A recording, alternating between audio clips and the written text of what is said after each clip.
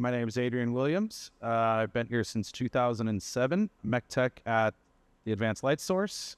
My current job is keeping the accelerator going. I had a career at Trader Joe's previous to this and was building hot rods and four-wheel drives in a garage with my roommates and wanted to change my career path. So got the job here, and that's his history. My name is Raul Mascombe. I'm a mech tech for the ALS team, vacuum tech. I'm currently working on the SR vacuum side, qualifying, leak checking, making sure chambers pass.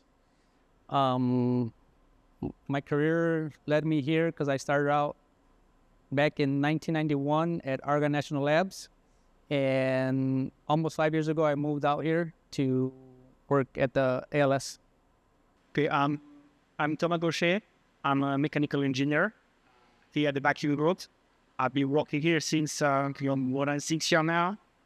I'm responsible for finalizing the design, fabrication of the components, and inspection, qualification, and returning. Previously, I used to work in Italy, France.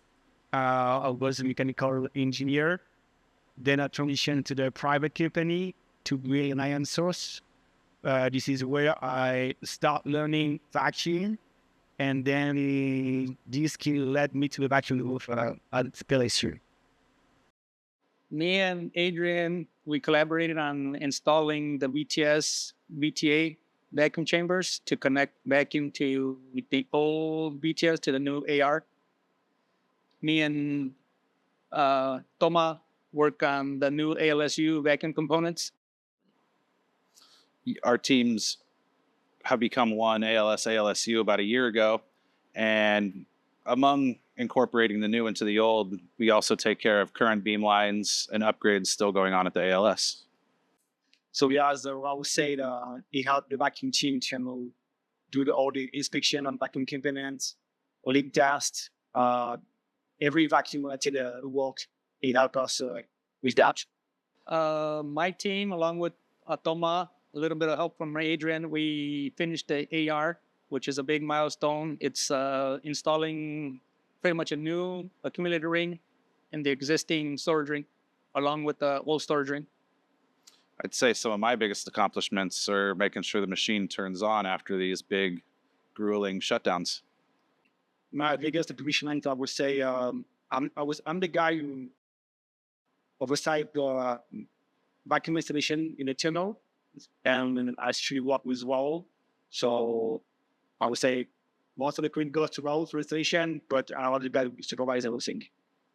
Well, between me and Thomas, and probably Adrian's going to start helping us out, is building the storage ring, the new storage ring that's going to take place of the old one.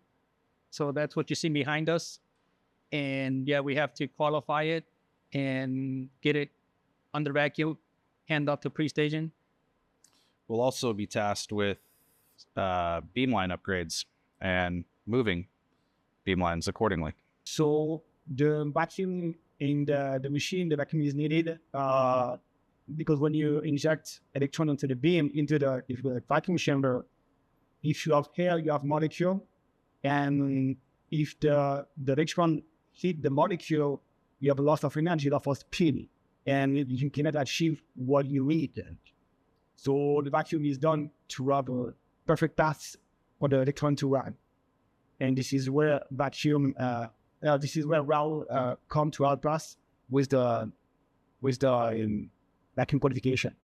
I do a lot of optical assemblies as well for beamlines. So masks, just the act of talking, produces enough spit to damage a mirror. So everything's got to be very clean, and that's what he's talking about qualifying.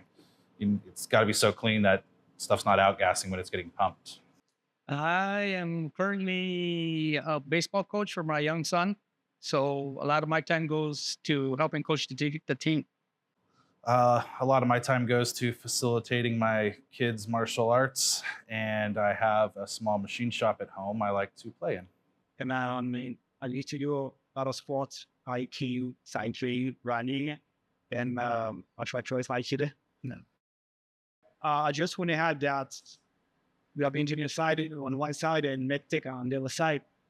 But without the medtech, the engineer cannot do nothing. It's a huge collaboration, and that's important to say that a lot of the credit goes to the medtech, and that's what I'm going to say. We appreciate it. Yeah, thank you. Thank you. That's where the rubber meets the road.